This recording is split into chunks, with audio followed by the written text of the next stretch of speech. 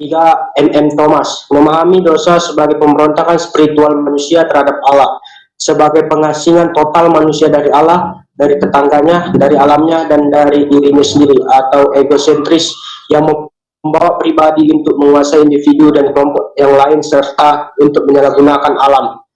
2.3 Hakikat dosa. Dengan menanyakan apakah dosa yang pertama-tama, kita bertanya apakah hakikat dosa.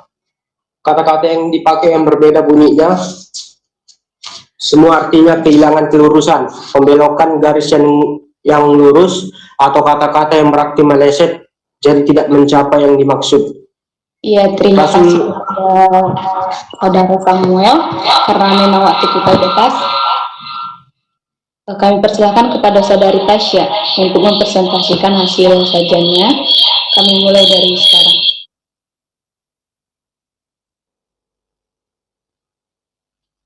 Ya, terima kasih kepada moderator. Di sini saya akan menyajikan hasil dari sajian saya yang berjudul pertama, dosa apakah itu? Asal-usul dosa, asal-usulnya pada manusia, bukti dan hakikatnya.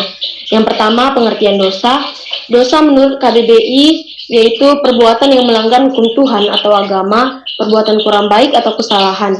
Pada dasarnya, dosa dimengerti sebagai ketidaktaatan yang diungkapkan melalui istilah spesia atau pemberontakan, kata atau pelanggaran, dan awan yaitu perbuatan yang tidak senonoh, dan dosa juga diartikan sebagai ketidaktaatan, yaitu dalam Roma 5 ayat 19.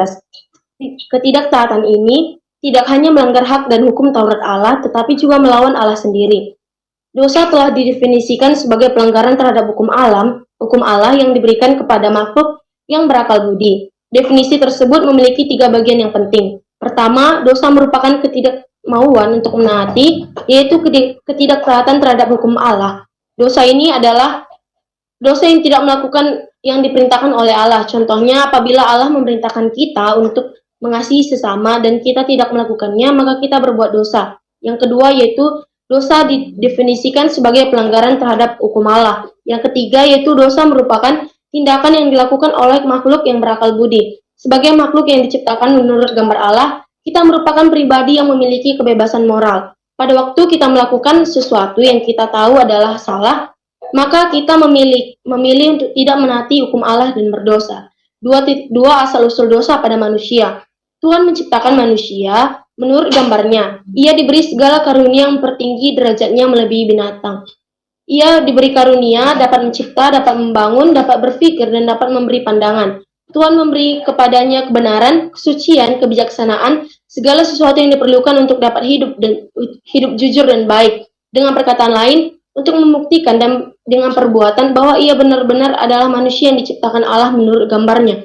Artinya, manusia yang bertanggung jawab baik kepada Allah maupun terhadap sesamanya manusia dan terhadap bumi untuk pengrealisasian itu Allah memberikan kepadanya kebebasan. Kepadanya Allah berkata, semua pohon dalam taman ini boleh kau makan buahnya dengan bebas, tetapi pohon pengetahuan tentang yang baik dan yang jahat itu janganlah kau makan buahnya. Sebab pada hari engkau memakannya, pastilah engkau mati. Terdapat di dalam Kejadian 2 ayat 16-17. 2.3 Pengertian dosa menurut Alkitab. Yang pertama, dosa di dalam PL. Di dalam PL, dosa dibicarakan dengan bermacam-macam cara. Dosa ada kalanya disebut dengan sebuah kata yang pokoknya dengan arti kehilangan, yaitu di dalam Keluaran 20 ayat 20 dan Amsal 8 ayat 36. Dengan arti bahwa manusia kehilangan tujuannya atau tidak mencapai tujuan, sebab ia tidak memperhatikan peraturan yang diadakan oleh Tuhan Allah. Yang kedua, dosa di dalam Perjanjian Baru. Dalam Perjanjian Baru, dosa disebut pelanggaran hukum Allah, yaitu terdapat di dalam 1 Yohanes 3 ayat 4, atau menurut aslinya anomia, yaitu perbuatan tanpa kasih. Terdapat dalam 1 Yohanes 4 ayat 8, atau kejahatan, ungkapan yang lain seperti ketidaktaatan, ketidaksetiaan, tidak percaya. Semua ini menyatakan bahwa ada sesuatu yang hilang dalam diri manusia karena dosa. 2.4 Sifat dosa. Bahwa dosa merupakan pelanggaran terhadap hukum Allah yang diajarkan jelas oleh Alkitab di dalam Roma 7 ayat 7-13 yang mempunyai sifat sebagai berikut. Yang pertama, dosa adalah sejenis kejahatan yang khusus. Yang kedua, dosa merupakan pelanggaran terhadap hukum Allah. Yang ketiga, dosa merupakan baik suatu prinsip atau sifat maupun perbuatan. Yang keempat, dosa adalah pencemaran dan juga kesalahan. Yang kelima, dosa pada hakikatnya adalah mementingkan diri sendiri. 2.5 Hakikat dosa. Dalam dosa, hakikat ini dipandang sebagai pemberontakan yang dengan sadar terhadap raja segala raja yang disebabkan karena ketinggian hati yang tiada taranya. Dosa pada hakikatnya juga hanya mementingkan diri sendiri. Bahwa hal mementingkan diri sendiri itu adalah hakikat dosa, jelas juga dari kenyataan bahwa semua bentuk dosa dapat dituntut ke sumbernya, yaitu hal yang mementingkan diri sendiri. Maka jelaslah juga bahwa hakikat dosa bukan hanya tidak percaya kepada Tuhan Allah, bukan hanya melanggar perintah Allah, bukan hanya tidak menaati Allah, tetapi melainkan lebih daripada itu dan juga berarti memusuhi Allah bahkan memberontak terhadap Allah sendiri. Sebab ingin menjadi seperti Allah berarti ingin menduduki kedudukan Allah, merebut hak wewenang Allah. Aku kepada saudari Tasya, karena memang waktunya sudah siap. Sekarang giliran saudari Dewi Syahaan, kami persilakan untuk 5 menit mempresentasikan hasil sajiannya. Kami persilakan kepada saudari Dewi.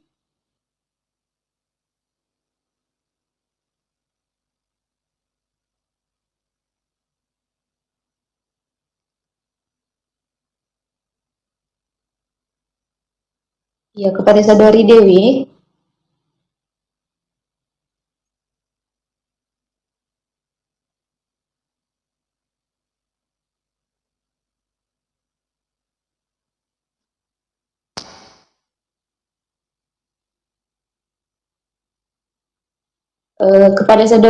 Kepada saudari Dewi, kami silakan untuk mempresentasikan hasil sajiannya.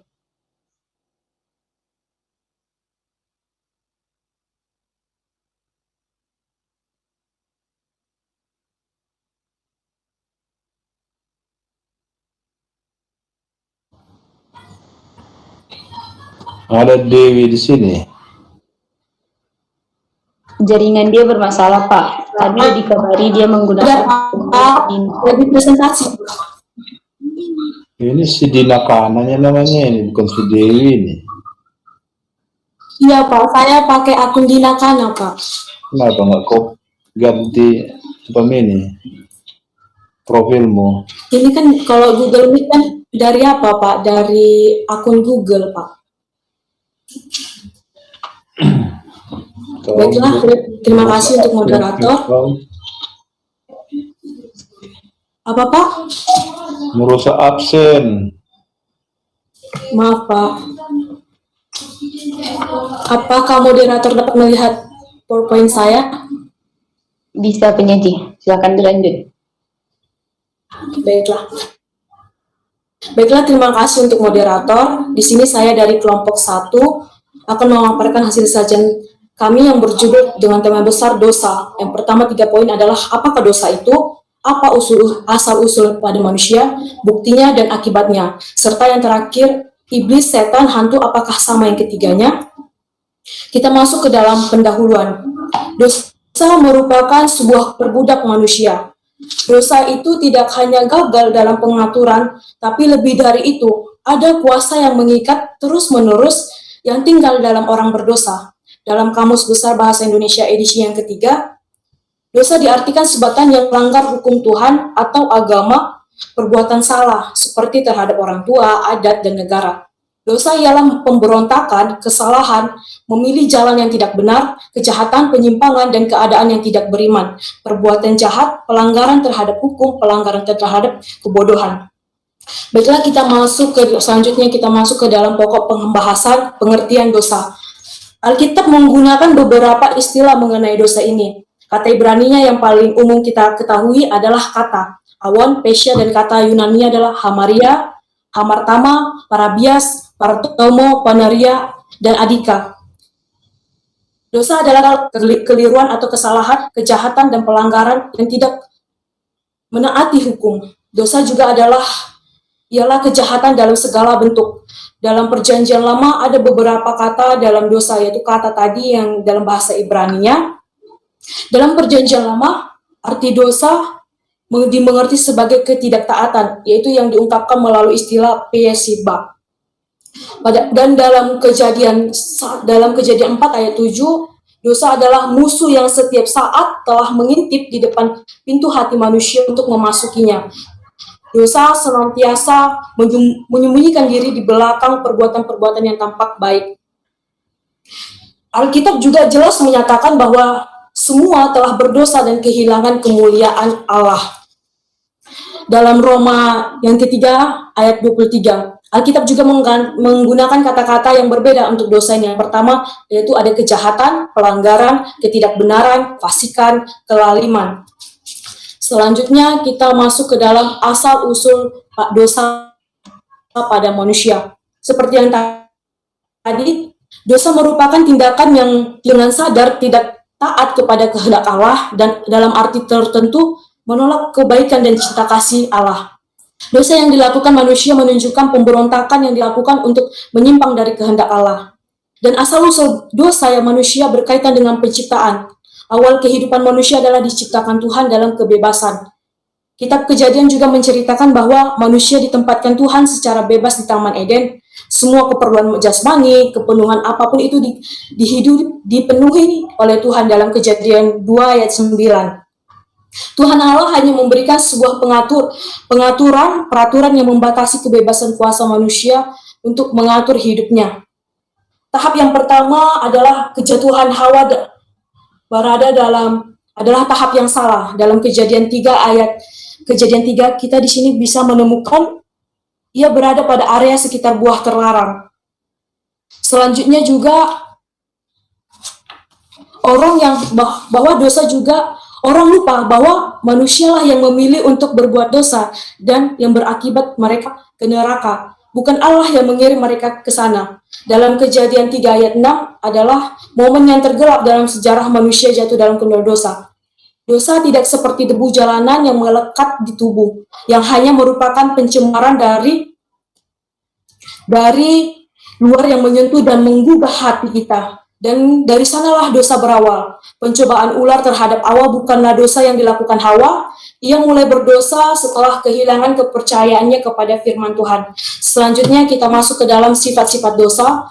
Ada tiga tipe sifat dosa. Yang pertama adalah sifatnya bertentangan dengan Allah. Sifat yang bertentangan dengan Allah dan sifat utamanya adalah terletak arahnya yang bertentangan dengan Allah. Yang kedua adalah sifatnya universal. Karena telah menyerbu dan menempati watak manusia dari seluruh umat manusia di mana-mana. Sifat yang kedua adalah bersifat pribadi dan sadar. Yaitu maksudnya adalah, meskipun dosa mungkin dilakukan tanpa sengaja, dosa itu ada karena hati sedang memberontak melawan Allah. Selanjutnya kita masuk ke dalam ciri-ciri dosa. Adapun ciri-ciri dari dosa itu adalah sebagai berikut, ada 4 poin. Yang pertama, bisa serta juga di dalam sajian, dosa adalah mementingkan diri sendiri. Yang kedua, dosa itu menggoda. Yang ketiga adalah dosa itu menipu atau mengelabui. Yang keempat, dosa itu memperbudak.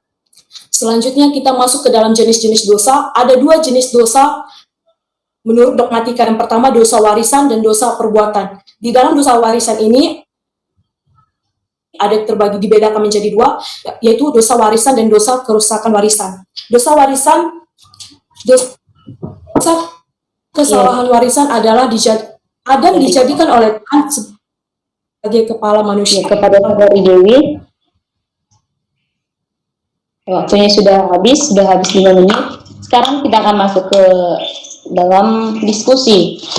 Diskusi yang pertama itu 15 menit. Di situ udah ada 5 pertanyaan, 5 orang penanya, dan di situ juga sekaligus dijawab. Mungkin itu yang bisa saya sampaikan. Bagi teman-teman yang ingin bertanya, kami persilahkan untuk memberikan pertanyaan, bisa diketik, bisa dibicarakan langsung. Terima kasih. Moderator. Skill moderator. Moderator. Rapli moderator. Skill moderator. Iya, biar lebih efektif bisa diketik ya teman-teman sekalian.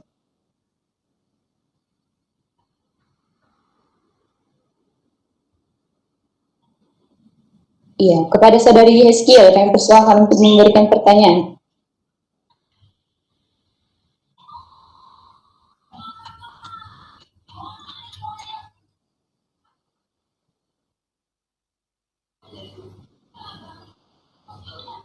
Terima kasih kepada moderator.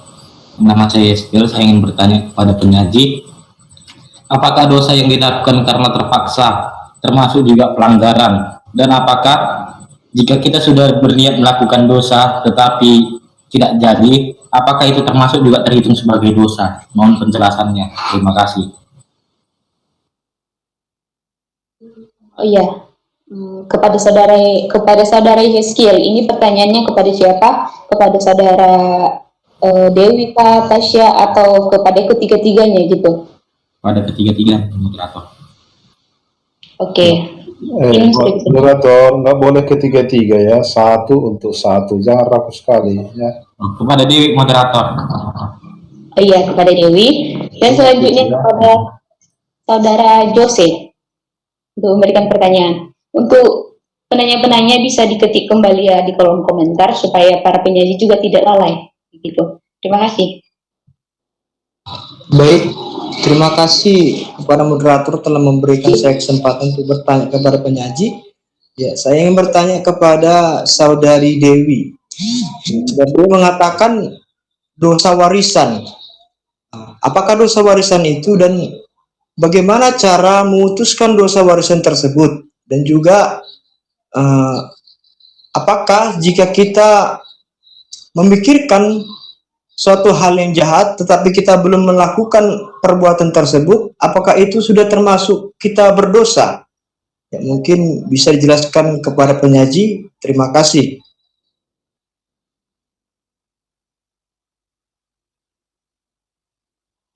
Maaf kepada saudara Jesse, kepada siapa ya pertanyaannya? Saudari Dewi, moderator. Oke, kepada saudari Dewi.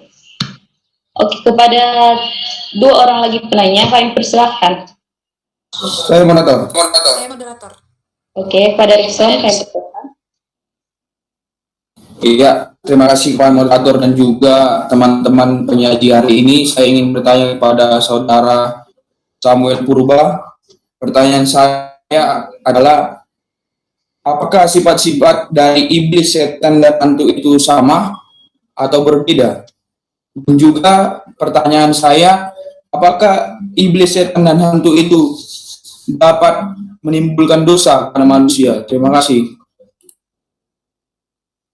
Iya, kepada saudari Maria, tadi sudah menuliskan pertanyaan di kolom komentar. Itu untuk siapa ya pertanyaannya? Saya bertanya kepada saudari Tasya, moderator. Oke, di sesi pertama ini, apakah masih ada teman-teman kita yang mau bertanya? Untuk satu orang lagi.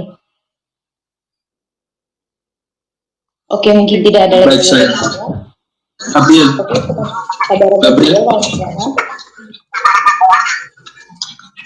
Saya menunjukkan pertanyaan ini kepada Tasya yang mengatakan bahwa tentang diri sendiri. Apakah karena mementingkan diri sendiri atau karena menyalahkan orang lain maka manusia jatuh ke dalam dosa?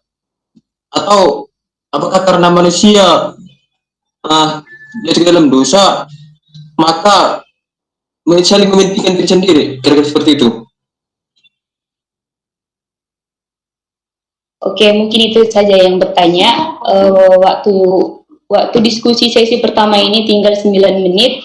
Itu ada 5 pertanyaan. Untuk ketiga penyanyi, kami silakan untuk menjawab pertanyaan.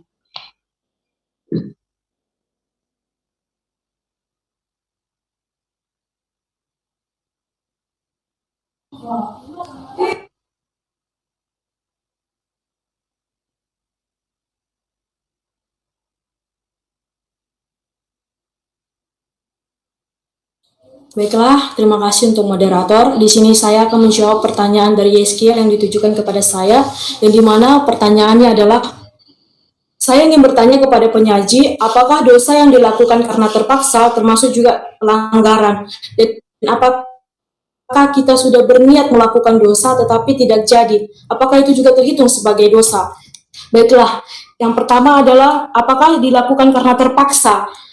Kita kan seperti yang saya jelaskan tadi, dosa muncul dari hati dan pikiran kita. Itu dalam keadaan sadar. Jadi itu kita sudah sadar kita melakukan dosa, itu sudah dikatakan dengan dosa. Dan juga yang pertanyaan yang kedua, apakah kita sudah berniat melakukan dosa tetapi tidak jadi? Apakah itu terhitung dengan sebagian dosa? Itu bisa dikatakan dikatakan dosa karena kita sudah berniat, sudah memikirkan terlebih dahulu, tetapi hanya saja kita tidak melakukannya. Terima kasih.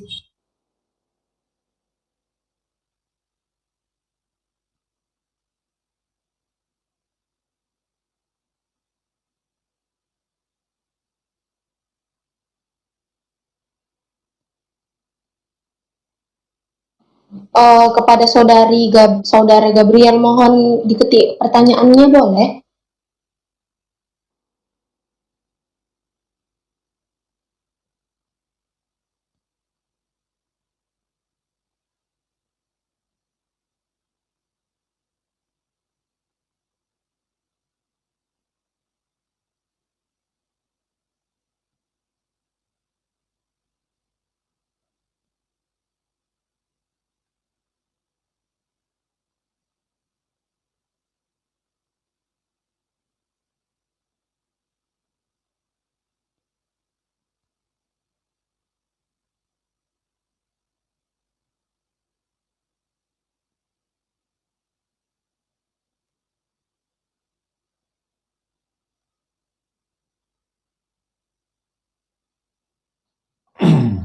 Apa ini moderator kok diam? Iya, kepada para penyaji, sudah bisa dijawab pertanyaannya untuk menghemat waktu kita, karena diskusi kita sesi pertama ini siapnya 11.51 ya, supaya kita bisa memanajemen waktu dengan baik. Baik, terima kasih. Saya akan mencoba menjawab pertanyaan dari Maria. Yang pertanyaannya yaitu, apakah perbedaan dari setan, iblis, atau hantu, dan ketika manusia melakukan dosa itu adalah hasutan dari setan atau iblis atau hantu, gitu kan? Jadi iblis itu sebenarnya adalah disebut sebagai penguasa atas dunia ini, dan iblis selalu menggoda manusia untuk selalu melanggar perintah-perintah Tuhan. Dunia iblis selalu berusaha menentang umat Allah dan mengencarkan rencana-rencananya. Karena itu sistem dunia ini merupakan sumber dosa apabila seseorang kita serupa dengannya gitu. Lalu yang kedua yaitu setan. Setan dapat dikatakan memiliki berbagai ciri kepribadian, yaitu dia menunjukkan kecerdikannya terdapat di dalam 2 Korintus 11 ayat 3. Setan itu termasuk ke dalam golongan malaikat-malaikat yang disebut kerubim atau di dalam Yehemia 28 ayat 14. Yang ketiga itu hantu. Hantu bukanlah suatu makhluk ciptaan, maka dia seharusnya bersifat kekal atau ada dengan sendirinya, yaitu terdapat dalam Lukas 24 ayat 39. Hantu itu seperti roh-roh jahat yang sudah mati. Itulah pandangan yang memahami bahwasannya hantu sebagai roh-roh jahat, mereka kehilangan tubuh mereka dan menjadi roh-roh yang tidak punya tubuh atau menjadi roh-roh jahat. Pandangan ini seolah-olah mendukung gagasan bahwa hantu itu merupakan mencari tempat untuk tinggal, atau dengan demikian menunjukkan bahwa mereka adalah roh-roh yang telah meninggalkan tubuh mereka sendiri gitu. Lalu yang kedua pertanyaannya, apakah ketika manusia melakukan dosa itu adalah hasutan dari setan, iblis, atau hantu gitu? Jadi menurut saya ketika kita melakukan dosa ataupun melakukan kesalahan dalam diri kita, itu kesalahan yang kita buat atau dosa yang kita buat itu kan berasal dari diri kita sendiri. Jadi apakah itu hasutan dari hantu atau iblis? Bisa saja mungkin itu dari hasutan hantu atau iblis atau setan, karena di dalam Alkitab Adam dan Hawa pun mereka melakukan dosa itu melalui hasutan setan atau iblis gitu. Jadi mungkin dosa yang kita perbuat itu bisa jadi ataupun memang ia berasal dari dosa atau hasutan dari iblis tersebut. Terima kasih. Baiklah, saya akan menjawab pertanyaan dari saudara Jose. Terima kasih kepada Bapak dosen dan moderator. Saya ingin bertanya, apakah dosa warisan itu? Baiklah, saya akan menjawabnya. Dosa warisan itu adalah dosa yang diturunkan kepada kita dari Adam dan Hawa yang telah jatuh kepada dosa. Jadi setiap keturunan Adam dan Hawa itu sudah diwariskan oleh dosa karena seseorang. Maka dari dosa Adam dan Hawa ini sudah jatuh ke dunia, itu dalam Roma 5 ayat 12. Inilah yang disebut dengan dosa warisan. Terima kasih. Ya, terima kasih. Saya akan menjawab pertanyaan dari saudara Rikson. Dua pertanyaannya, apakah sifat-sifat dari setan, hantu, dan iblis sama atau berbeda, dan juga apakah setan, iblis, dan hantu dapat membuat manusia berdosa? Ya, menurut saya sifat-sifat iblis, setan, dan hantu itu hampir sama, tetapi iblis itu adalah pribadi yang memberontak kepada Allah sehingga dia dibuang dari surga, dan hantu ataupun setan adalah untuk menghujat ataupun untuk menjatuhkan manusia ke dalam dosa. Dan mereka ini, iblis, setan, dan anti itu untuk menggoda manusia tidak taat kepada Tuhan Sang Pencipta alam. Terima kasih. Ya, terima kasih kepada para penyaji. Apakah ada pertanyaan yang belum dijawab? Baik, terima kasih. Saya akan mencoba menjawab pertanyaan dari saudara Gabriel, yaitu pertanyaannya, apakah karena mementingkan diri sendiri kita juga dapat dikatakan masuk ke dalam dosa, atau apakah karena dosa manusia jatuh ke dalam dosa mengakibatkan mementingkan diri sendiri gitu. Jadi dosa pada hakikatnya adalah mementingkan diri sendiri. Jadi ketika kita mementingkan diri kita sendiri, bahwa itu seolah-olah untuk keinginan atau memuaskan hawa nafsu kita sendiri. Jadi mementingkan diri sendiri itu yang berarti egois gitu kan. Jadi ketika kita hanya mementingkan diri kita sendiri ataupun kita tidak mau tahu tentang orang lain, bahwa istilahnya kita hanya membenarkan diri kita sendiri gitu. Kita hanya percaya kepada diri kita sendiri. Jadi kita tidak mau bergantung ataupun tidak mau percaya kepada orang lain. Itu bisa juga dikatakan bahwasanya itu dosa, karena istilahnya ketika orang lain gitu telah berbuat suatu kebenaran, tetapi kita tidak percaya kepada dia gitu. Kita hanya mementingkan diri kita sendiri, kita hanya percaya pada diri kita sendiri, bahwasannya padahal itu memang orang lain itu betul-betul yang dilakukannya itu benar gitu. Kita tidak percaya bahwa dari situ kita melakukan kesalahan gitu. Itulah bisa dikatakan bahwasannya jika kita hakikatnya mementingkan diri sendiri, dapat dikatakan bahwasannya itu termasuk ke dalam dosa. Terima kasih. Ya, terima kasih kepada para penyaji. Apakah ada teman-teman yang ingin menyanggah bagi para penanya?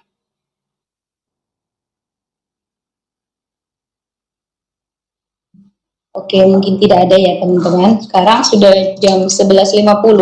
Kita akan membuat sesi kedua, yaitu sekitar 15 menit untuk 4 orang penanya. Bagi teman-teman yang ingin bertanya, bisa diketik di dalam kolom komentar ataupun bisa dibacakan secara langsung.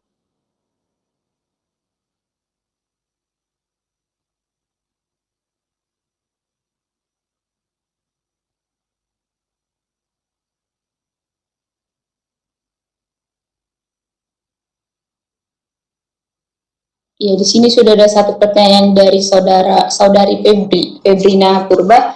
Ini kepada saudari Febrina Purba. Ini pertanyaannya ditujukan kepada siapa ya? Kepada saudari Dewi, moderator. Oke, kepada saudari Dewi. Oke, bagi tiga orang lagi yang mau bertanya, kami persilahkan bagi teman-teman.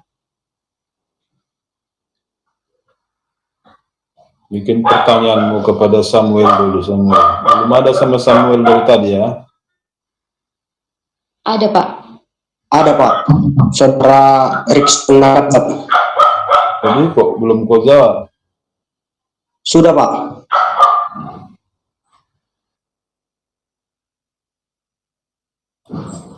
Oke, bagi teman-teman yang ingin bertanya, ada lagi? Oke, saudara Rafli, pertanyaan untuk saudara Samuel bisa dibuka di dalam kolom komentar. Ada lagi 2 orang lagi yang ingin bertanya?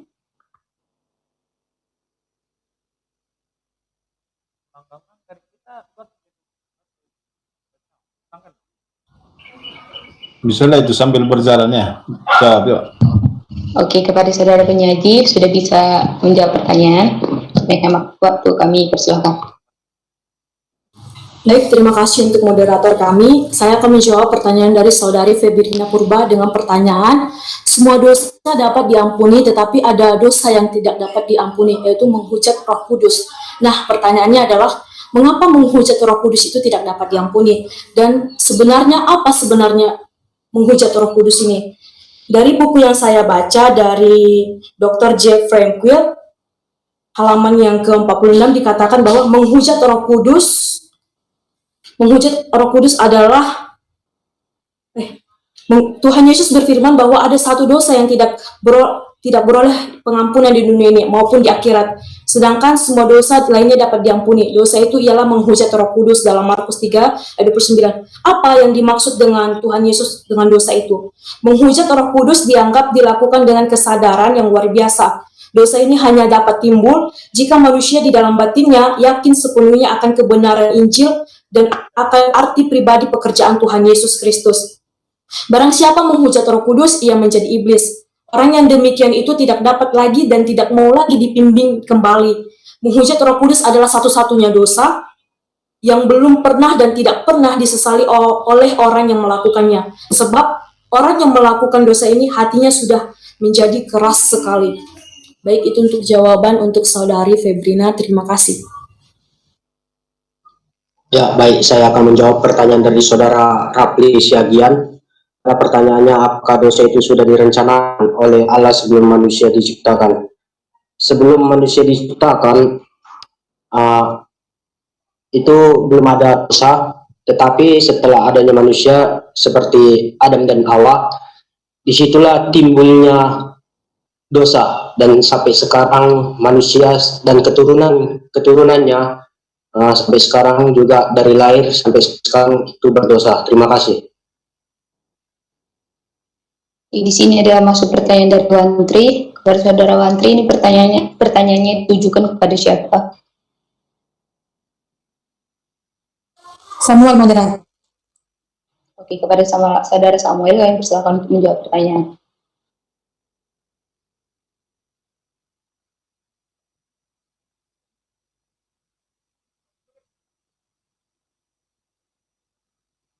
Ya, terima kasih. Saya akan menjawab. Berbohong itu artinya pernyataan tentang sesuatu yang diketahui palsu dengan maksud, dengan tujuannya menipu. Alkitab juga tegas menjelaskan mengutuk segala bentuk sumpah dusta ataupun yang berbohong.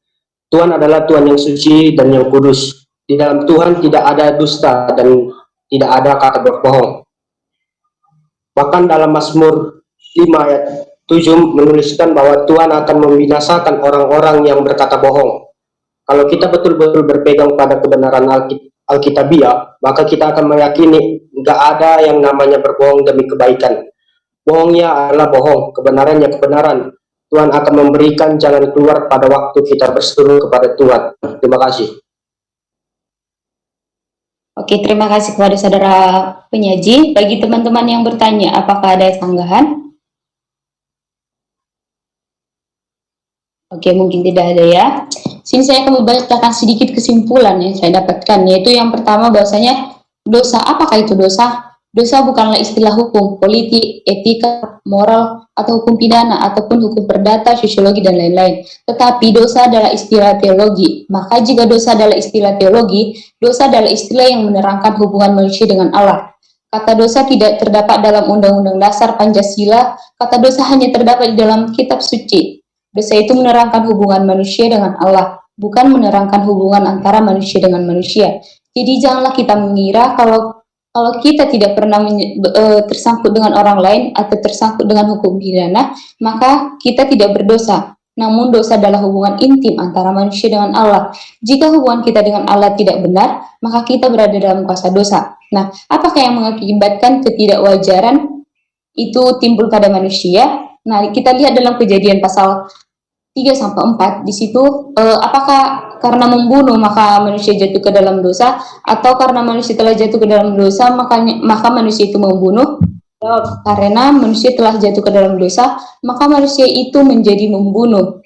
Kemudian pasal yang ketiga, apakah karena mementingkan diri sendiri atau menyalahkan orang lain maka manusia itu jatuh ke dalam dosa, atau apakah karena manusia itu telah jatuh ke dalam dosa maka manusia itu mementingkan diri sendiri dengan menyalahgunakan orang lain? Jawabannya karena manusia telah jatuh ke dalam dosa lah. Dengan demikian dosalah yang mengakibatkan terjadinya ketidakwajaran dalam hidup manusia. Karena dosa maka manusia menjadi tidak beres, bukan karena manusia tidak beres maka menjadi manusia berdosa.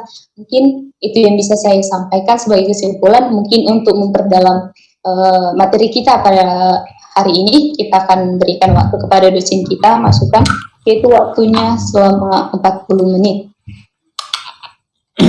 Kau kesimpulanmu mengulang-ulang penjelasan dosen.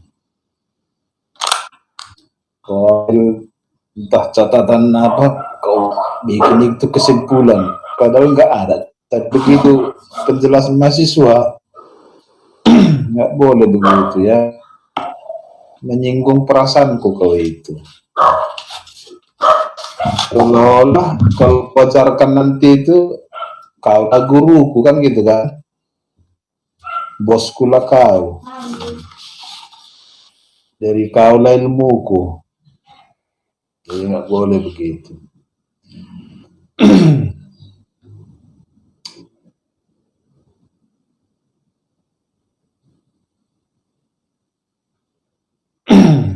Baik, jadi udah nampak di situ di layar itu. Sudah? Coba Sudah Pak. Atau kutanyalah kau dulu Juti, berisinya otakmu atau tidak?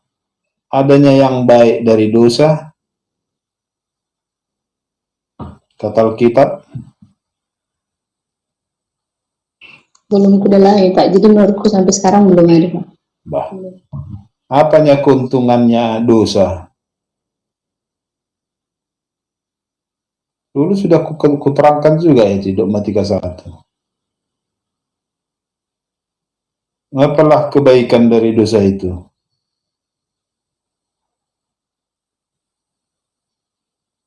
Nah, makanya tadi kan kau bikin itu di kesimpulan itu soal dosa kau bilang. Jadi rupanya kosong kan otakmu kan. Jadi jangan kau catatan orang kau apai, itu maksudku. Tapi kalau kita sudah berisi, baru banyak sisi baik dosa itu. Terutama Alkitab katakan, kalau di mana ada dosa, maka di situ timbul kasih. Karena kasih itu menutupi segala dosa. Kau tahu di mana tertulis itu soal kasih? Yang ada lagunya, kasih itu memaafkan, kasih itu murah hati. Di mana tertulis itu Juti? Nah, itu pun kau nggak tahu kan? Di situ tertulis kasih menutupi dosa. Jadi di mana dosa timbul, di situ kasih Tuhan timbul. Gitu. Baik, nanti bisa kau lihat yang lain-lain lagi. Ya. Tapi kalau siapa yang ingin menikmati kasih Tuhan yang sebesar-besarnya, seperti kata Tuhan Yesus, di perumpamannya waktu di rumah Simon yang datang perempuan meminyaki kakinya, menyeka rambutnya dengan menyeka kakinya dengan air mata dan rambutnya. Kau tahu siapa orang ini? Kata si Simon yang punya rumah itu, penyamak kulit itu. Datang Yesus bilang, kau datang tidak kau urapi kakiku. Dia dari tadi tidak berhenti-berhenti meminyaki dan mengurapi kakiku. Maka dibilang kepada perempuan itu, dosamu telah diampuni, pergilah. Lalu Yesus katakan kepada mereka, siapa yang lebih banyak diampuni, dia akan lebih banyak berbuat kasih. Itulah. Berarti besar kali dosanya yang diampuni, maka besar kali kasihnya. Mengucapkan terima kasih itu karena dosanya sudah diampuni. Jadi banyak hal yang bisa kita pelajari, ilmu yang diberikan mengenai kasih Tuhan. Itu maka disebut, di awal kan saya katakan juga itu, takkan bisa kita mengerti apa itu iman kalau kita tidak paham apa itu dosa. Dan kita tidak tahu apa itu pengampunan dan kasih kalau kita tidak tahu apa itu dosa. Dan begitu juga kita tidak akan mendapat kasih kalau kita belum berdosa. Itu maka selalu kita diajari untuk mengaku dosa.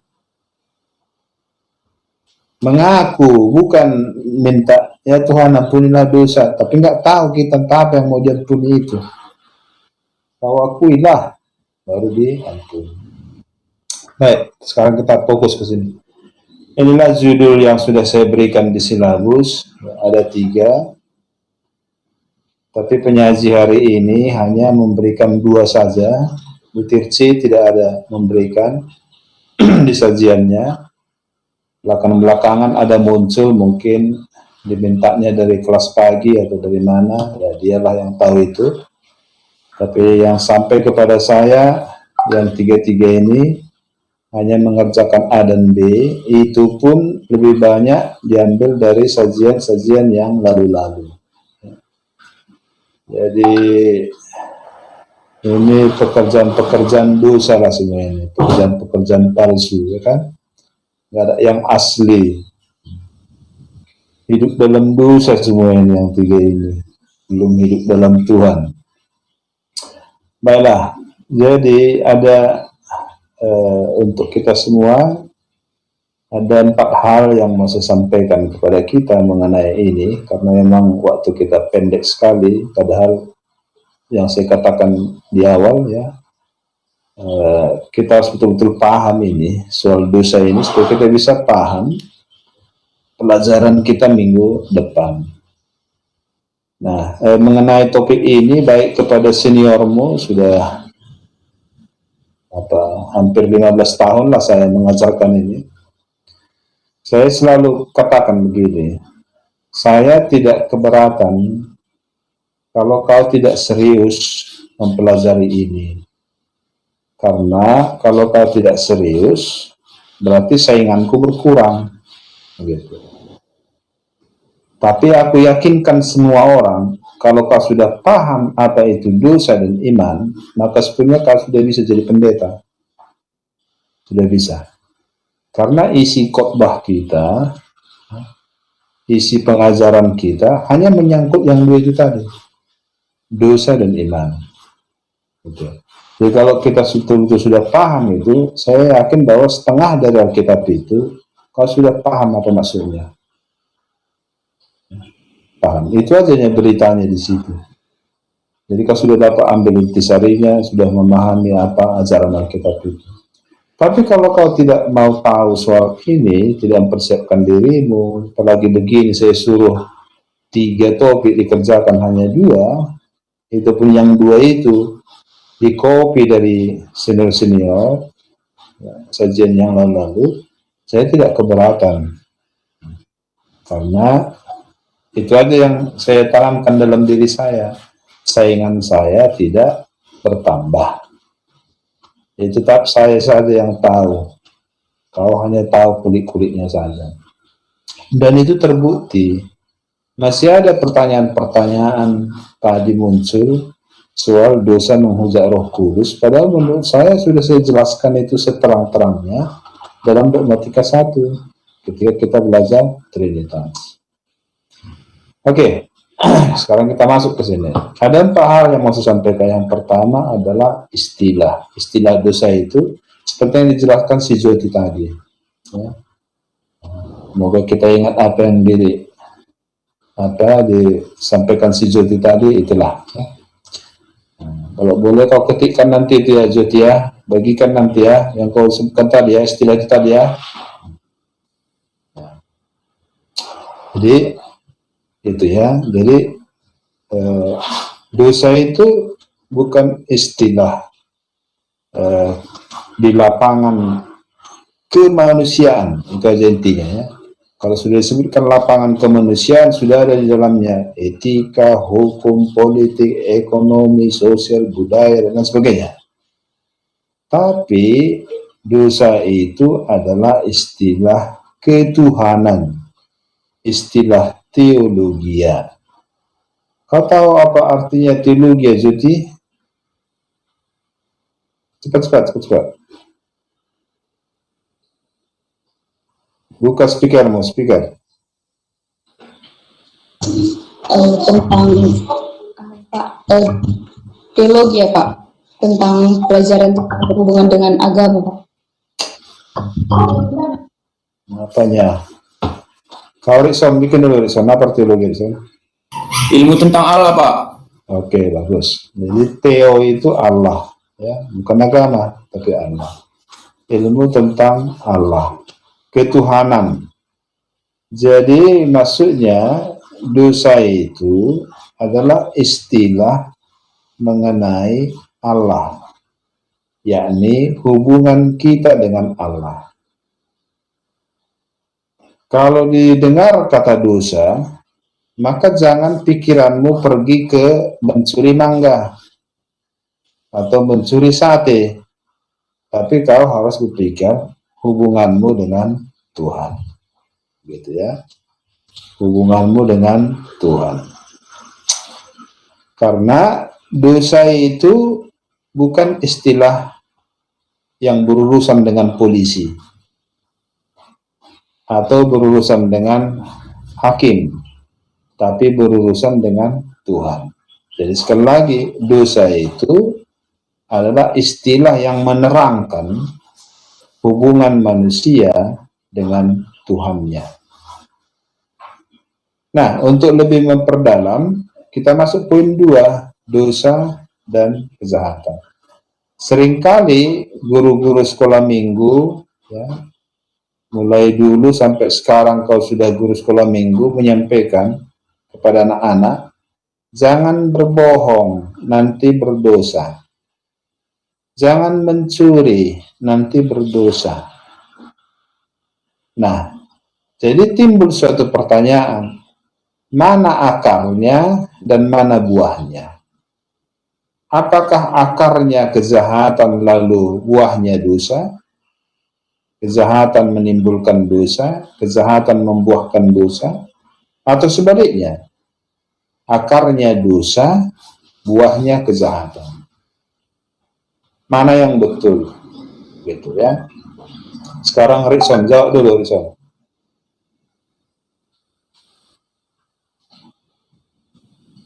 Dosa menimbulkan kejahatan, Pak.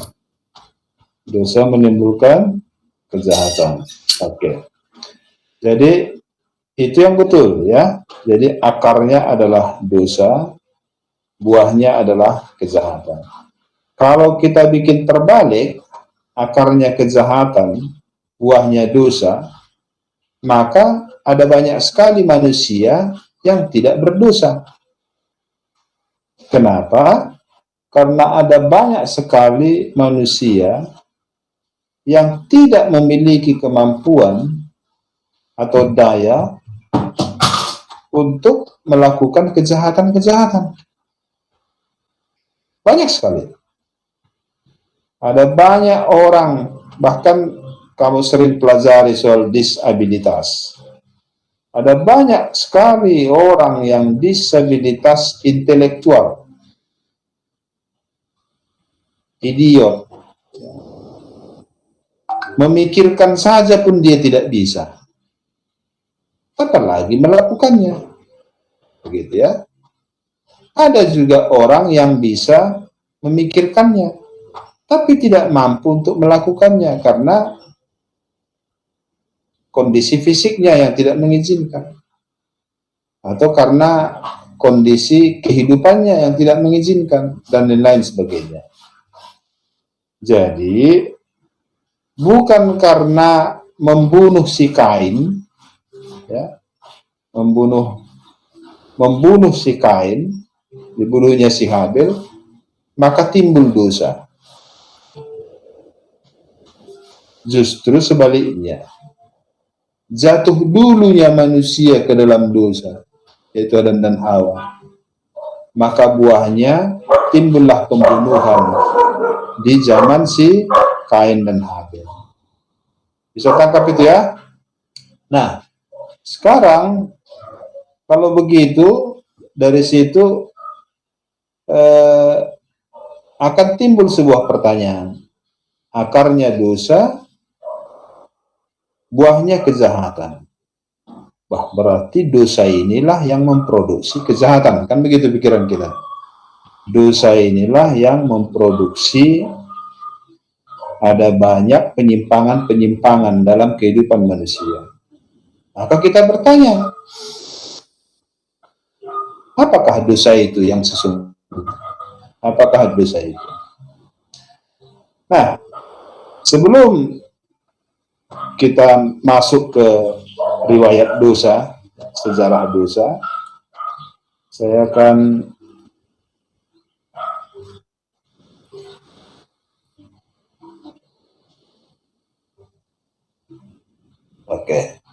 sudah ada kitab kita di situ. Nah, saya akan membawa kamu dulu sebentar ke pelajaran dogmatika 1 dulu.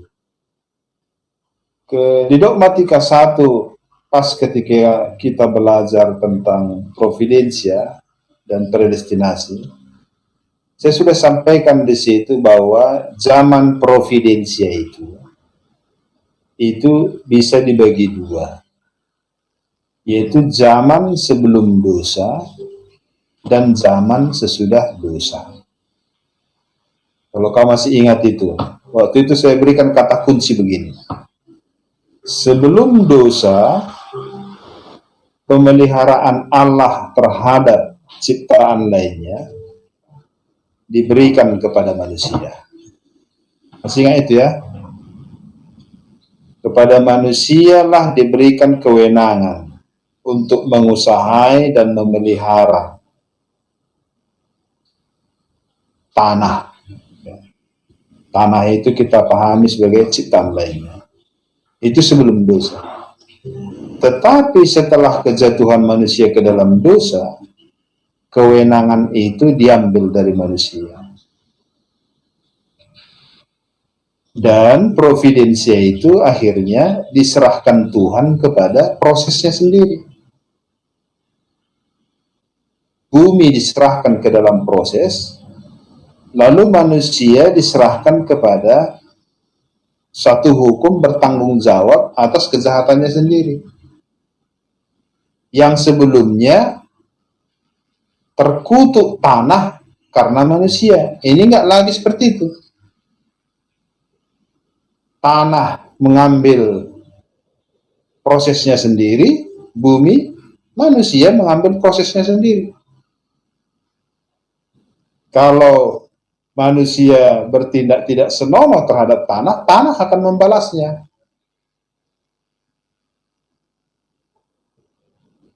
Gitu ya. Nah, jadi tidak ada lagi kewenangan manusia itu. Kenapa? Nah, itu pertanyaannya. Dulu jawabannya sederhana saja saya buat. Karena setelah kejatuhan manusia ke dalam dosa, yang menjadi junjungan manusia bukan Allah lagi, tetapi dosa. Karena manusia sudah berubah dari hamba Allah menjadi hamba dosa. Gitu. Berhubung karena manusia sudah jadi hamba dosa, maka manusia itu harus dirampas oleh Allah. Harus dirampas dia dari kuasa dosa. Cara Allah untuk merampas itu, itulah masuk kita pada pelajaran predestinasi. Masih bisa ingat itu? Nah, kalau kau bisa ingat itu, itulah kata kunci untuk memahami ini. Memahami ini. Jadi dari situ sekarang saya mau sampaikan bahwa jangan kata dosa yang 4 huruf itu kau pandang sepele. Karena kata dosa yang 4 huruf itu adalah suatu kuasa yang mengkerangkeng, mengurung manusia di bawah kekuasaannya, sehingga manusia harus tunduk kepadanya. harus tunduk. Dan kekuasaannya itu luar biasa sekali. Meskipun Tuhan Yesus sudah mati, tapi dosa tidak mati. Ingat itu. Dia selalu hidup.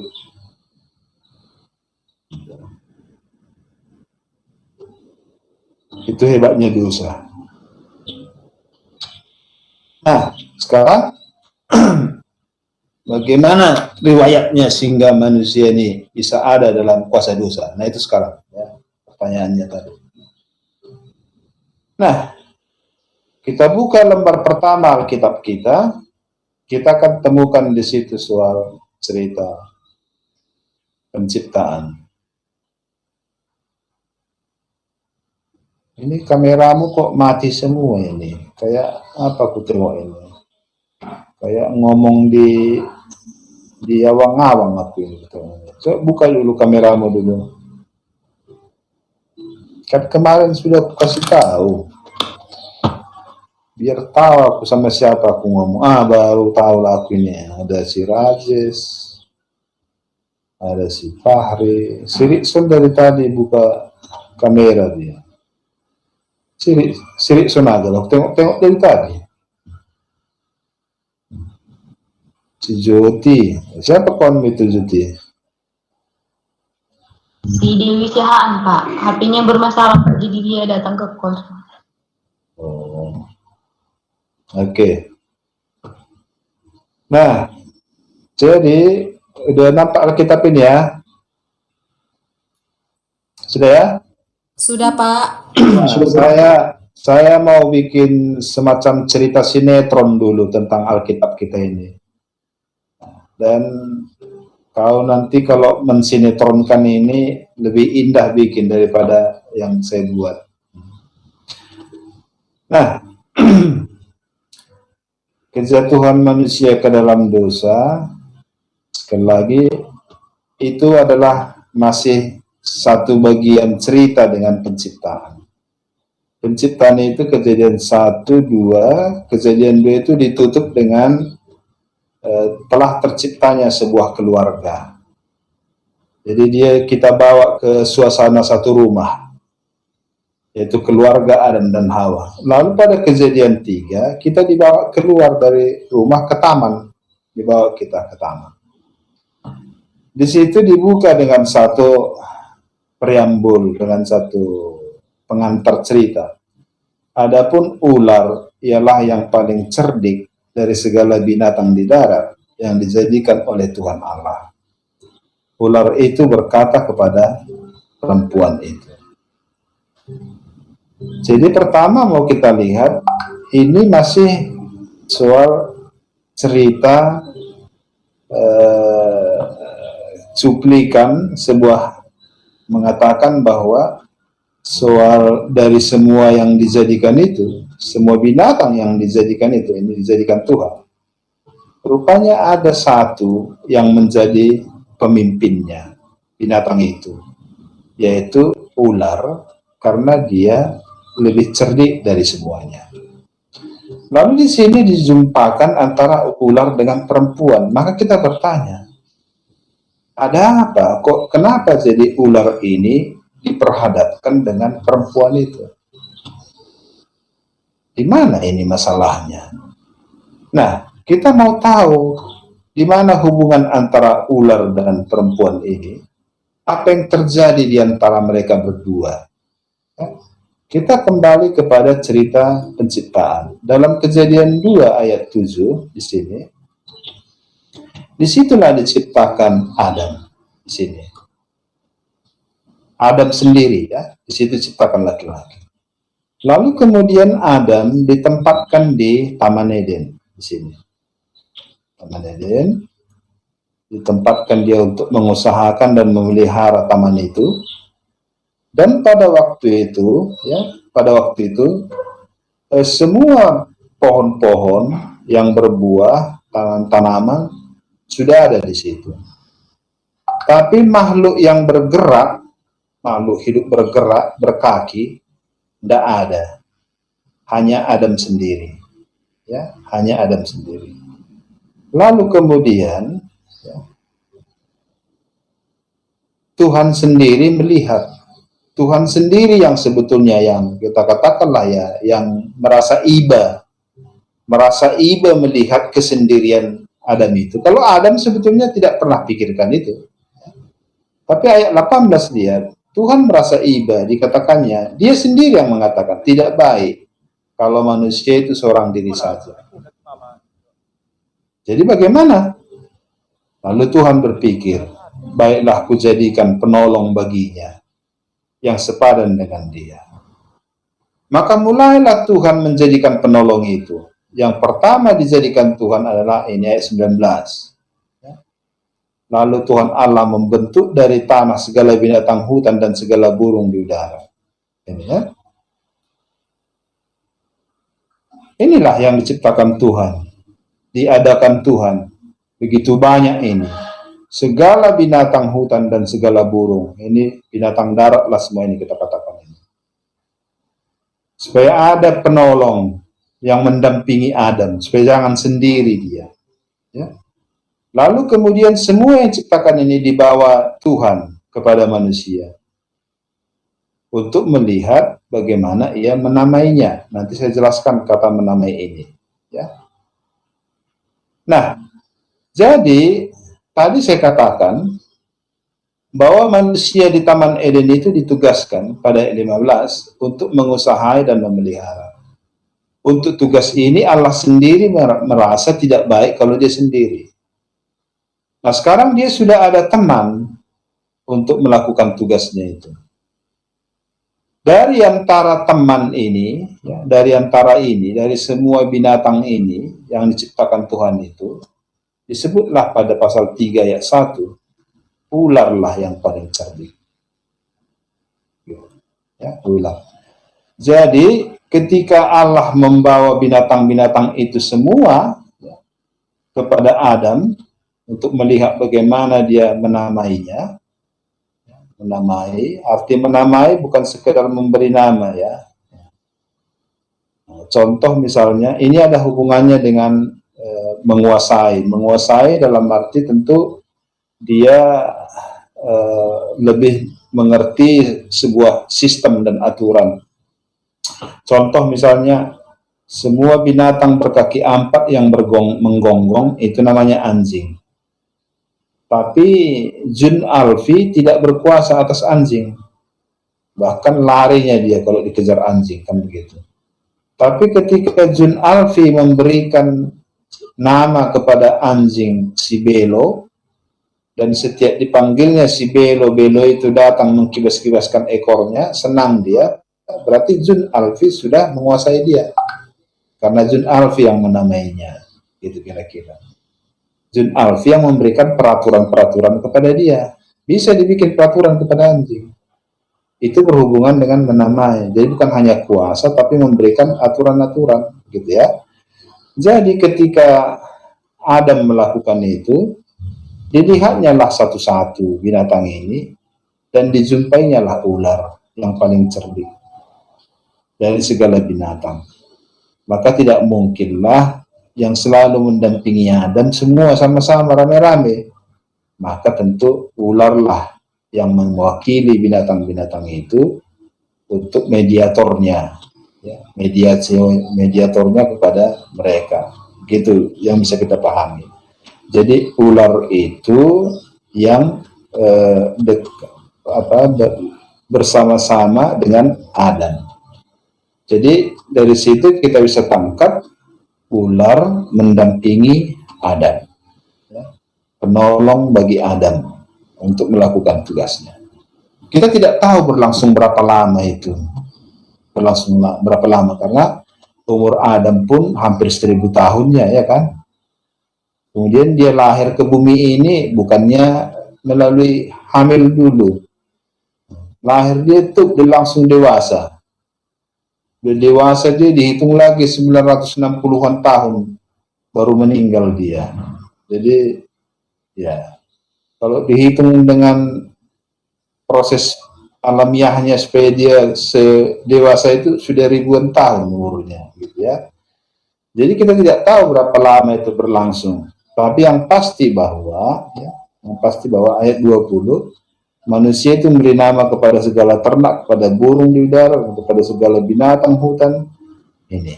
Ini mulai dia mengeluh, tapi baginya sendiri ia tidak menjumpai penolong yang sepadan dengan dia. Nah, dicocok-cocokkannya dirinya dengan bebek nggak cocok, cocokkan dengan kambing nggak cocok, cocokkan dengan kerbau nggak cocok, satu pun nggak cocok sama aku ini, pikirnya. Mengeluhlah dia, ya kan? Mengeluh dia bahwa nggak ada yang cocok sama aku, yang bisa menolong, yang sepadan dengan aku. Begitu ya pikiran, perasaan Adam. Tuhan mendengar keluhannya itu. Lalu kemudian Tuhan, ya, singkat cerita, menjadikan seorang perempuan. Lalu dibawanya kepada laki-laki itu. Ketika dibawanya, lihatlah sambutan laki-laki itu, ayat 23. Adam langsung menyambutnya. Inilah puisi yang terindah dan yang pertama ada di dunia ini, yaitu puisi Adam. Dia puisi ini. Inilah dia, tulang dari tulangku dan daging dari dagingku. Ia akan dinamai perempuan sebab ia diambil dari laki-laki. Kalau teks yang lama ini, sebab dia diambil daripada aku. Gitu kan? Nah, artinya berlebihan sekali sanjungan dari Adam ini, menunjukkan bahwa betapa bergembiranya dia, betapa sukacitanya dia, betapa senangnya hatinya, karena yang diberikan Tuhan ini secara jiwa, secara roh, secara akal dan pikiran, secara fisikal, memang betul-betul sepadan dengan dia. Ya. Nah, jadi di sini bagi Adam tentu berbeda dengan ular, ya. Bagi Adam ini dia, tengok, tulang, daging. Dia tidak bicara ini soal roh, soal apa, soal pikiran, soal kecerdasan, tidak. Tapi tulang sama, daging sama. Jadi dia bicara soal kedagingannya ini. Artinya secara fisikal, secara tubuh, dia betul-betul sepadan, ya. Bisa saling berpelukan, jalan gandeng bersama, gitu ya.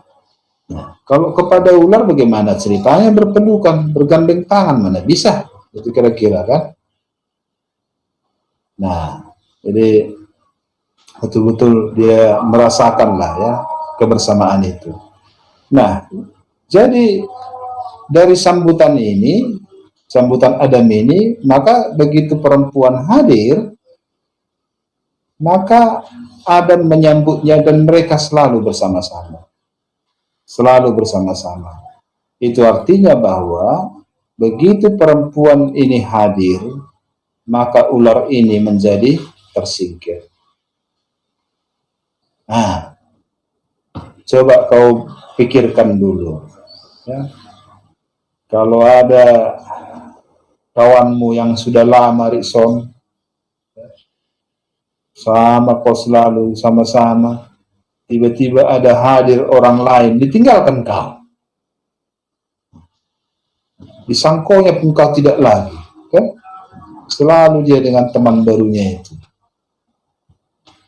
Jadi itu tadi yang saya katakan, kita sinetronkan dulu, ya. Jadi artinya di situ ular jadi menimbulkan pertanyaan. Pertanyaan ular adalah soal kesepadanan itu tadi. Nah, pertanyaan ular adalah soal kecerdikan.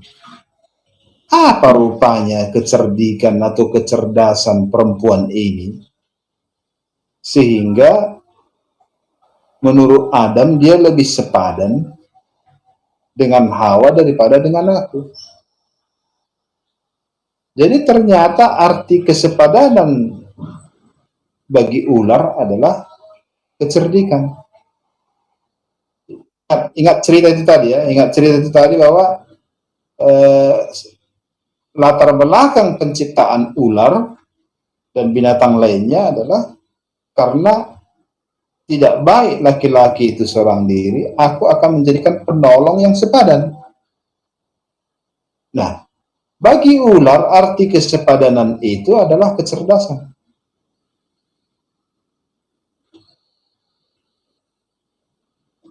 Tapi ternyata kesepadanan yang dipikirkan Adam bukan kecerdikan, tapi secara fisikal. Begitu ya.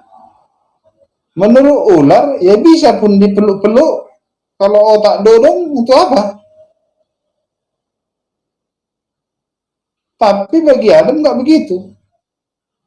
Biarpun pintar, cerdas, tapi kalau nggak terpegang,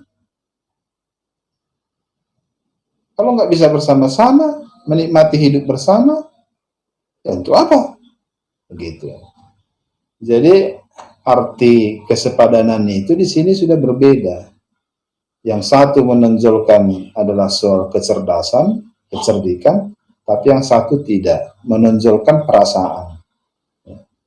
Perasaan.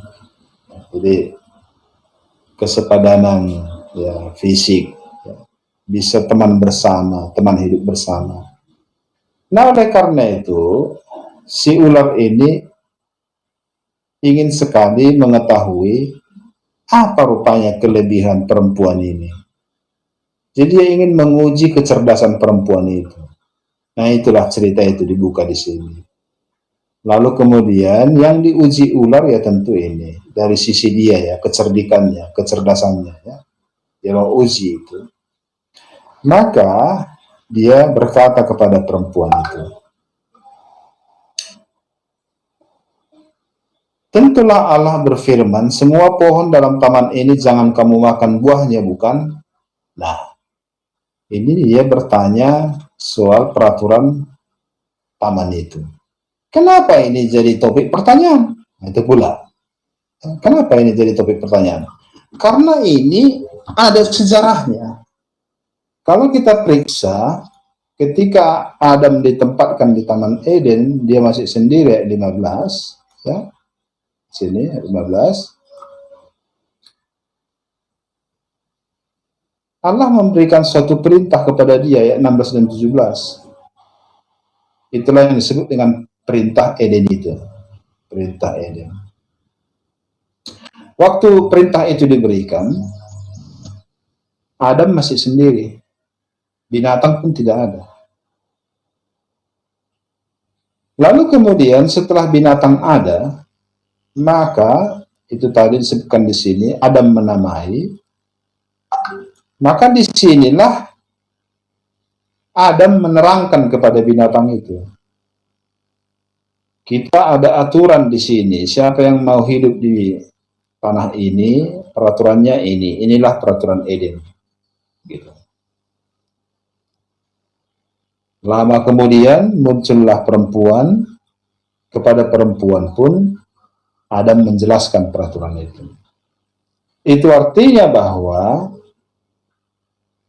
lebih dahulu ular menerima, memahami peraturan itu daripada perempuan. Ya. Oleh karena itu, ular ingin mengukur pengetahuan perempuan mengenai peraturan itu. Maka ular itu mengatakan kepada perempuan itu. Ya, tentulah Allah berfirman. Ya. Nah, lalu ternyata bagaimana sahut perempuan itu? Inilah sahut perempuan itu. Buah pohon itu bisa kami makan, tapi buah yang ada di tengah pohon Allah berfirman, jangan makan ataupun raba buah itu. Nanti kamu mati. Nah, sekarang si Joti. Apakah yang disampaikan perempuan ini pas atau sudah berbeda, Joti? Cepat-cepat kau.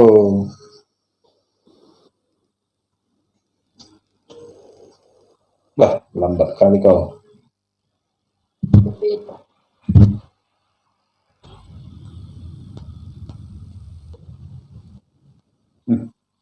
Habis waktu nunggu-nunggu kau. Kau Tasya? Kau Maria Madalena? Ini berarti buka kameramu, ayo buka. Tasya Sembiring. Kau absen ya? Maria. Saya Pak Tasya. Iya, Pak. Aduh, coba buka kameranya, buka ya. Aduh. Supaya jangan kau bohongnya aku. Kau Tasya, apakah yang disampaikan perempuan ini benar atau bagaimana ini?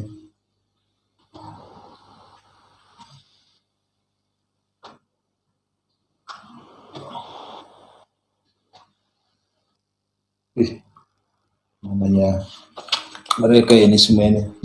Saya Pak, ini pertanyaan dari Bapak. Apa? Yang Bapak tanyakan tadi, apakah percakapan si Hawa dengan ular ini betul atau sama? Dari yang saya persajian saya beda Pak. Di sini si Hawa mempertanyakan kebenaran firman Tuhan. Disitulah mulai pencobaan itu Pak. Baik. Nggak main kau tengok ini satu pun. Nah, jadi perhatikan bahwa di situ perempuan itu sudah menambahkan kata raba. Jadi ini belum jatuh ke dalam dosa pun manusia itu sudah pandai nambah-nambah cakap, kan? Lagi sudah jatuh kan, jadi sudah menambahkan kata raba. Yang sebetulnya kata itu tidak ada.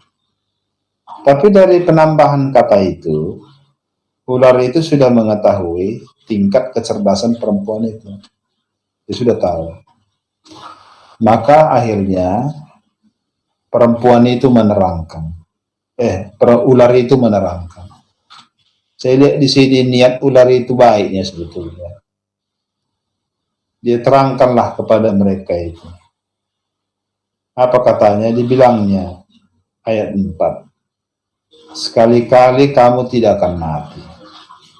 Tapi Allah mengetahui bahwa pada waktu kamu memakannya, maka akan terjadi dua hal ini. Satu, matamu akan terbuka. Kemudian, kamu akan menjadi tahu. Di sini sebutnya kamu akan menjadi seperti Allah, tahu tentang yang baik.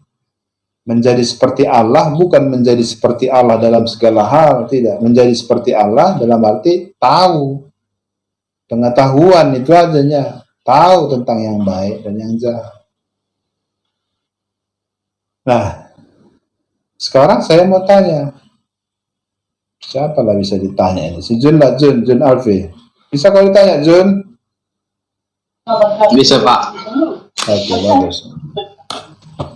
Nah, sekarang apakah ada kata-kata ular ini yang salah, atau apakah ada dia berbohong, apakah ada dia menggoda, apakah ada dia merayu? Coba dulu.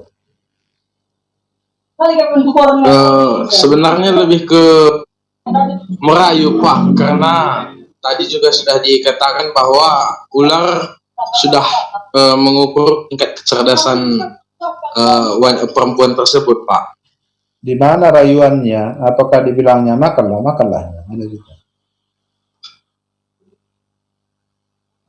Atau apakah dia ada mengancam? Kalau kau tak makan, ku patok hidungmu itu katanya. Sebenarnya bukan mengancam Pak, tapi dia lebih memberikan kata-kata, sebuah kata seperti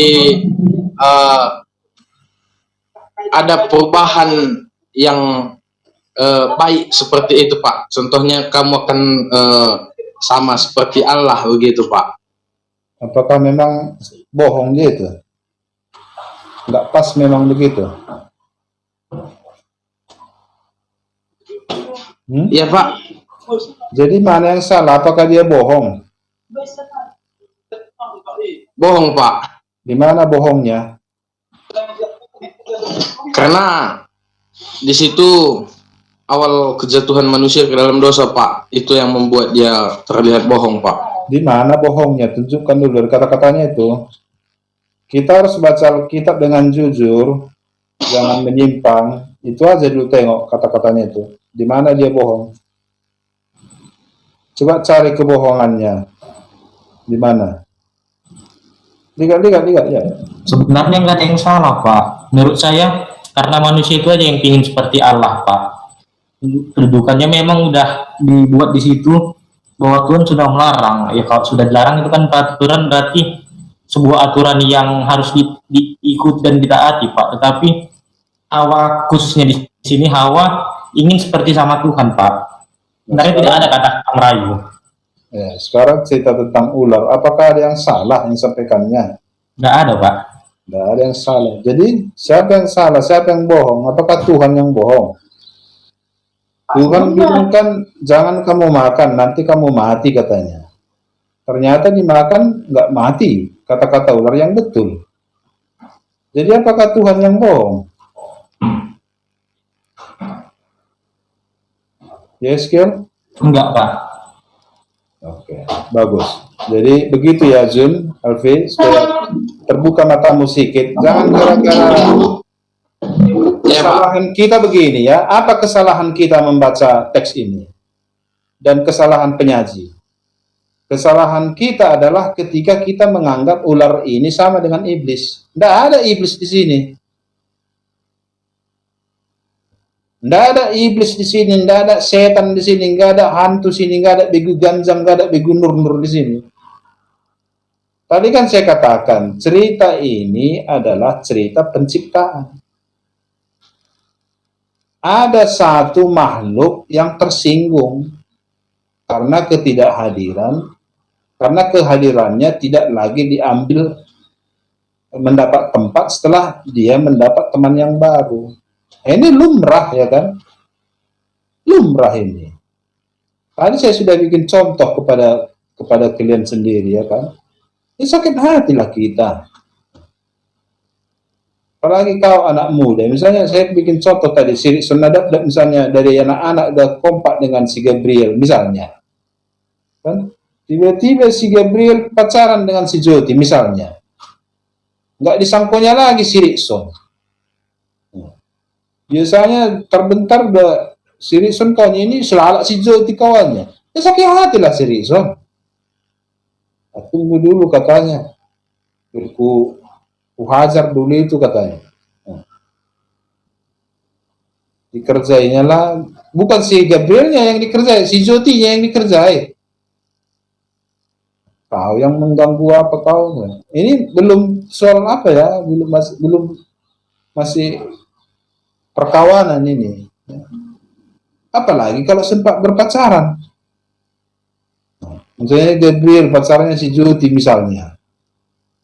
Tiba-tiba muncul si Rikson.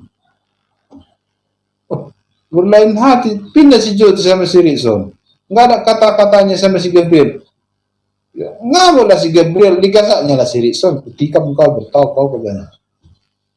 Biar tetap si Joti sama dia. Contohnya. Begitunya ini, memahami ini sekarang. Nggak ada iblis di sini. Nggak ada. Jadi kesalahan kita adalah kita memanipulasi Alkitab, itu aja. Makanya saya katakan jangan kau tafsir, tengok aja yang sebenarnya. Dan jangan kau jadi pengajar-pengajar sesat. Yang benar-benar saja tengok. Nggak ada sini iblis. Mana ada iblis di sini? Kecil kali lah iblis ikut campur di sini. Nanti kita tengok siapa itu iblis. Ularnya di sini. Ular di sini. Ini makhluk hidup ini ciptaannya. Mewakili manusia di sini Adam dan Hawa. Mewakili binatang di sini ular. Mewakili ras tumbuh-tumbuhan di sini apa? Hah? Pohon, Pak. Apa? Pohon, Pak. Pohon pengetahuan itu mewakili. Jadi antara makhluk hidupnya ini sekarang ini. Yang tiga ini. Makanya selalu orang kalau bicara dosa, jangan kau katakan dosa berasal dari Allah atau berasal dari iblis, kan gitu katanya. Asalnya di kita sendirinya, di manusia ini. Gitu. Nah, Jadi tidak ada yang berdusta, tidak ada bohong, tidak ada rayu-rayu di sini, enggak. Semua berjalan seperti itu. Kan? Nah, perbedaannya adalah kesalahan pemahaman, bukan kesalahan, perbedaan pandangan. Mati menurut ular berbeda dengan mati menurut Tuhan. Mati menurut ular itu dalam pengertian fisik. Napas, nyawa habis. Sementara yang dimaksudkan oleh Allah bukan dalam pengertian fisikal, tapi yang dimaksudkan oleh Allah adalah pengertian spiritual. Mati artinya habis kebersamaan itu. Tadinya kita bisa jalan bersama, ya, 2 orang kita jalan bersama, mati kawan kita itu, kan nggak bisa lagi kita jalan bersama, udah tinggal kita sendiri berjalan. Kalau hidup itu berjalan, mati nggak bisa lagi jalan, nggak bergerak, itu arti mati. Nah, tadi kan saya katakan bahwa ini adalah masalah hubungan dengan Tuhan. Tadi hubungan kita jalan bersama, bergerak bersama. Lalu hubungan itu mati, nggak ada lagi hubungan, nggak bisa lagi kita jalan sama. Kenapa mati? Karena kita sudah jalan bersama dengan yang lain, udah pindah, udah ganti teman kita. Maka matilah kita pada Tuhan, meski kita hidup pada yang lain. Mati kita dari Tuhan, tapi hidup kita kepada yang lain. Apa yang lain itu? Dosa. Bisa kira-kira kau paham itu? Jadi, itu pengertian mati menurut Tuhan. Jangan kau makan. Pada hari kau memakannya, kau mati. Mati. Nggak bisa lagi kita jalan dengan Tuhan. Hubungan kita mati. Itu maka Yehezkiel mengatakan, yang mengakibatkan engkau berpisah dari aku, menyebabkan engkau engkau terpisah dari aku adalah dosamu, kan gitunya kata Yehezkiel. Firman Tuhan sampaikannya. Nah, jadi tidak ada yang berbohong, ular pun tidak ada bohong. Ular di sini sebetulnya memberikan menjelaskan yang sebenarnya, ya, tapi dari aspek mereka sebagai makhluk sosial, begitulah kita katakan. Dia menjelaskan secara fisikal, ya, fakta kehidupan. Nah, lalu kemudian mendengar itu, nah ini perempuan ininya sekarang ini persoalannya, ya. Begitu, makanya dalam perjanjian baru disebutkan perempuan pintu dosa katanya. Kenapa? Perhatikanlah, ular hanya sampaikan sampai di situ titik, nggak ada lagi apanya, godaan pun tidak ada. Tapi tiba-tiba perempuan itu sendiri, tiba-tiba ada terjadi sesuatu di dalam diri perempuan itu. Perhatikanlah. Nah, ini sekarang masukkan pastoralmu, ya. Perempuan itu dilihatnya buah itu. Dilihatnya pelan-pelan. Karena dilihatnya pelan-pelan, lalu dibilangnya, baik juga untuk dimakan ini, katanya. Baik juga untuk dimakan. Kenapa baik untuk dimakan ini, Jun? Karena manfaatnya itu tadi, mata terbuka, dan kamu akan punya pengetahuan. Ada pernah aku tonton film India, kan? Mahasiswa mau ujian akhir, kan? Lalu ada kemudian satu orang yang bikin percobaan, apakah normal pikiran mahasiswa ini atau bagaimana, kan begitu. Dibikinnya batu di gerbang itu, ya. Batu baru apalah dibikininya kayak seram-seram sedikit, baru bikinnya tuliskannya di sini. Bagi Anda yang mau sukses ujian, sujud dulu pada aku, katanya. Datang mahasiswa itu membaca, bikin apalah di situ sesajen. Yang mau ujian ini. Saja. Nah, akhirnya kutangkap itu kan, kutangkap. Yang bisa kutangkap adalah demi untuk dia merasa bahwa dengan sesajen itulah dia akan mendapat kesuksesan ujian, bukan karena belajar. Gitu. Tapi kenapa dia melakukan sesajen itu? Karena dia melihat ada janji di situ, sukses. Jadi dia rasa baik untuk melakukan sesajen itu demi supaya sukses ujiannya. Ada juga sering contoh saya katakan begini, tiba-tiba datang seorang peri. Tuh, muncul dia di depan si Tasya Sembiring. Datang peri itu dibilangnya, ini tai kambing peri katanya. Kalau kau makan tai kambing ini, umurmu akan menjadi 1000 tahun, kau tidak akan pernah tua, selalu muda, wajahmu putih, cantik, wajahmu menjadi terpesona, ya, semua laki-laki akan terpesona kepadamu. Letakkannya tai kambing itu, pergi si peri itu. Terbang dia, tinggalkannya tai kambing itu di situ. Coba Tasya, kau makan atau tidak? Jelaslah kau makan. Baik juga dimakan tai kambing ini ya, pikirmu.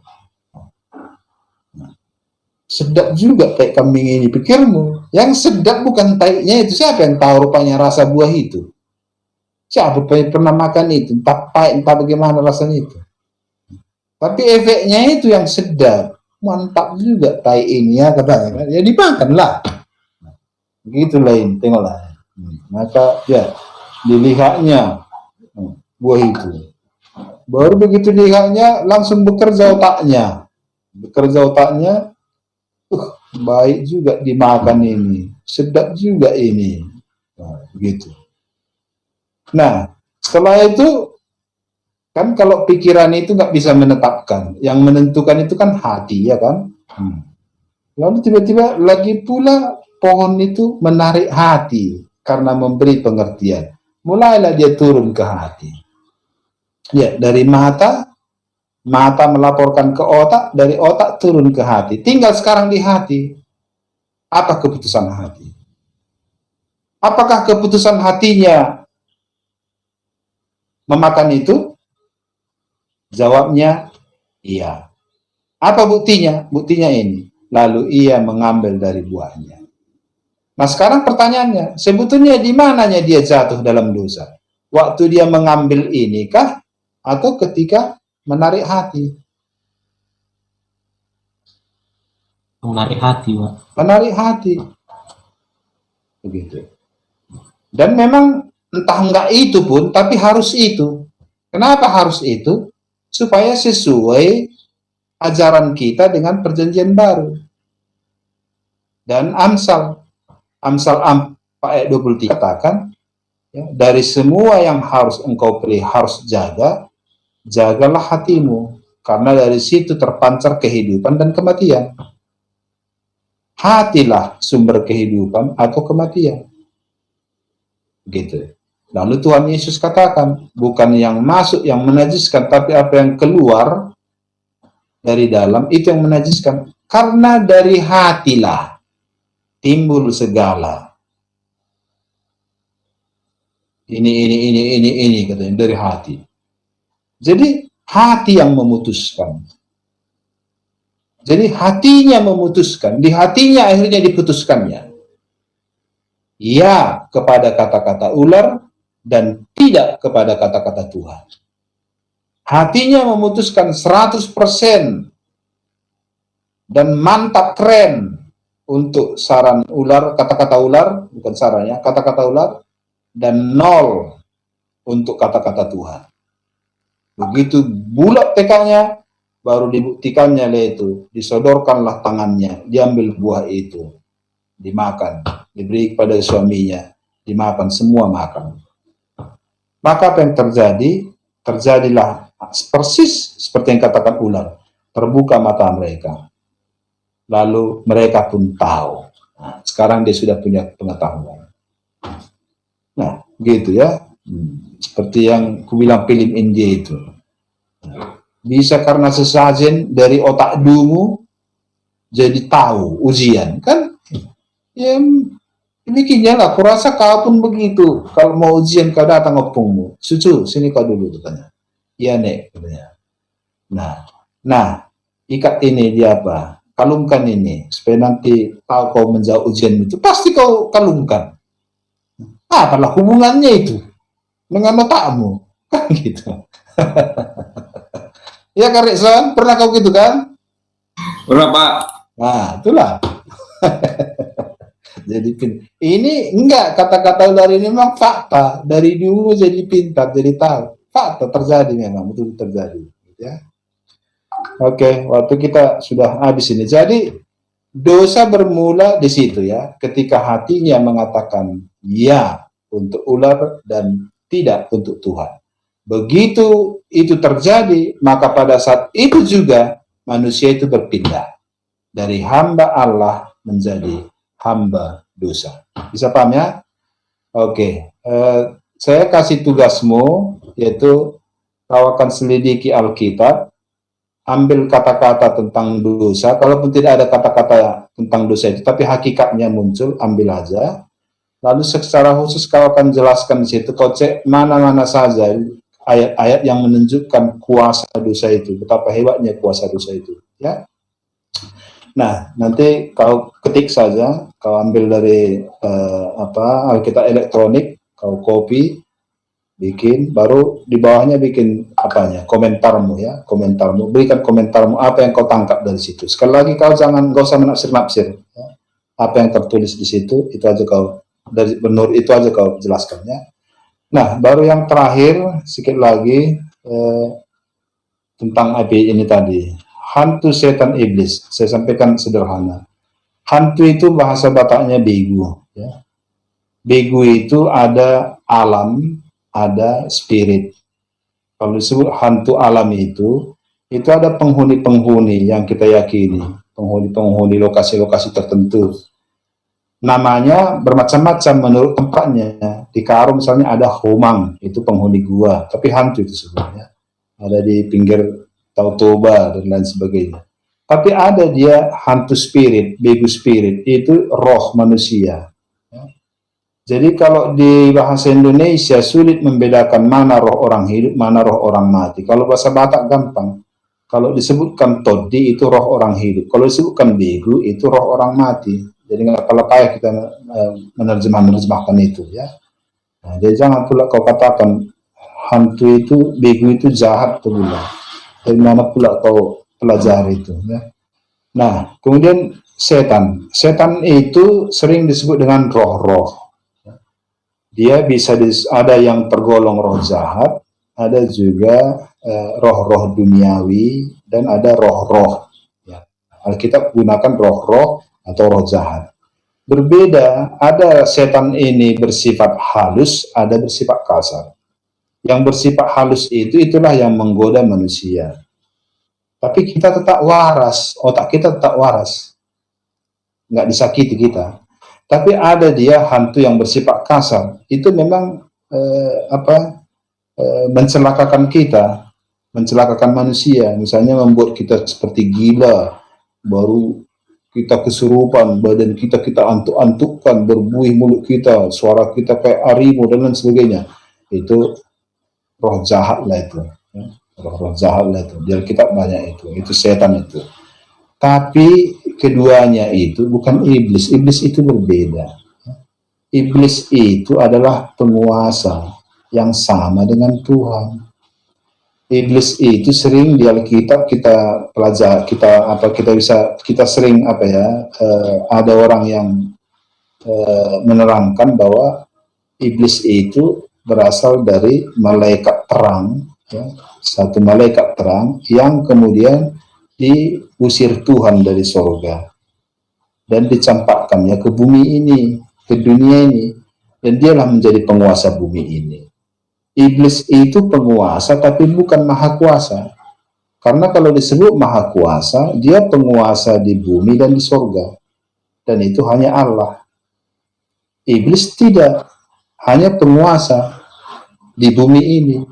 Maka ketika dia mencobai Tuhan Yesus, dia katakan kepada Tuhan Yesus, semua kekuasaan yang di bumi ini kuserahkan kepadamu. Sembah aku sekali. Ya kan? Apakah dia bohong? Tidak, betul. Dia memang penguasa bumi ini. Makanya orang yang selalu hidup dalam hawa nafsu disebutkan kehidupan duniawi. Dianggap dia hamba-hamba iblis. Bukan orang-orang jahat, tidak. Kita tidak bicara kejahatan sekarang ini, tapi soal orientasi kehidupannya. Bisa kau paham ya? Jangan langsung kau pahamkan iblis itu jahat. Siapa pula? Bukan begitu ceritanya. Bukan begitu ya. Nah, tapi, nah jadi iblis itu metode kerjanya mirip dengan Tuhan. Kalau Tuhan ada misalnya ada hamba, ada